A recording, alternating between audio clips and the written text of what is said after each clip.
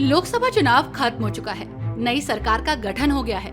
बावजूद इसके सियासत जोरों पर है। लोकसभा चुनाव में बीजेपी को कई सीटों पर मिली हार के बाद विपक्षी नेता सत्ताधारी दल पर निशाना साध रहे हैं। खास तौर पर कांग्रेस और अन्य दलों ने भाजपा की फैजाबाद लोकसभा सीट यानी कि अयोध्या में हुई हार पर कटाक्ष किया है, जिसको लेकर शिवसेना उद्धव गुट के नेता संजय राउत ने कहा है कि बीजेपी उन सभी जगहों पर हार गई है जहां से भगवान श्री राम का जुड़ाव रहा है। ऐसा इसलिए हुआ क्योंकि बीजेपी के भीतर अहंकार आ गया था और ये अहंकार की हार है। आपको बता दें कि शिवसेना यूबीटी नेता संजय राउत ने कहा कि लोकतंत्र में जनता भगवान होती है। 30 से ज्यादा सीटें ऐसी हैं जहां बीजेपी हारी है, लेकिन चुनाव अधिकारियों को डरा धमका कर बहुमत हासिल किया गया।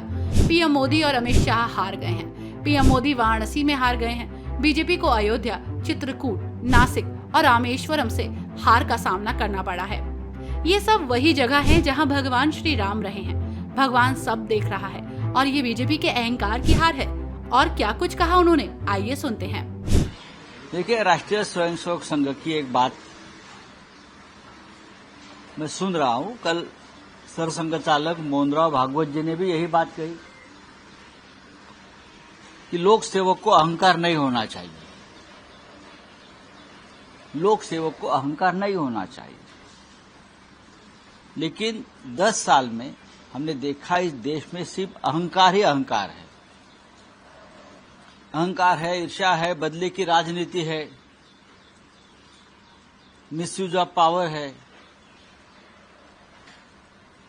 और ये सब बीजेपी की मातृ संस्था आरएसएस देखता रह गया।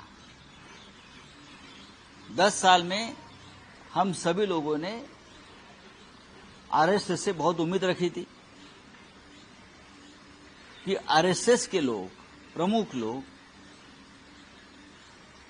निर्भयता से सामने आएंगे और ये बदले की अहंकार की राजनीति को रोकने की कोशिश करेंगे। ये इस देश की जनता की उम्मीद थी, हमारे जैसे जो विपक्ष के लोग हैं उनकी भी उम्मीद थी, लेकिन ये नहीं हुआ। आम्ही जनतेला जनार्दन म्हणतो। जनता जनार्दन यही भगवान है, यही लोकतंत्र का भगवान है, सब कुछ है। अगर आपने भगवान के सामने जो चोरी की है कुछ सीटों की,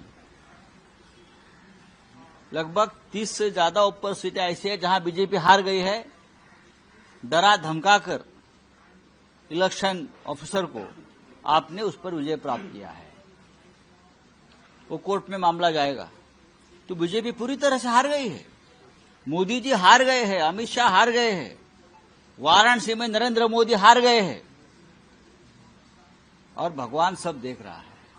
आप अयोध्या हारे, आप चित्रकूट हारे, आप प्रभु श्री राम की भूमि नासिक में हारे, आप रामेश्वरम में हारे, आप रामटेक में हारे। जहां जहां प्रभु श्री राम का वास्तव्य रहा वो सभी पवित्र भूमि पर अहंकार का पराभव हुआ है।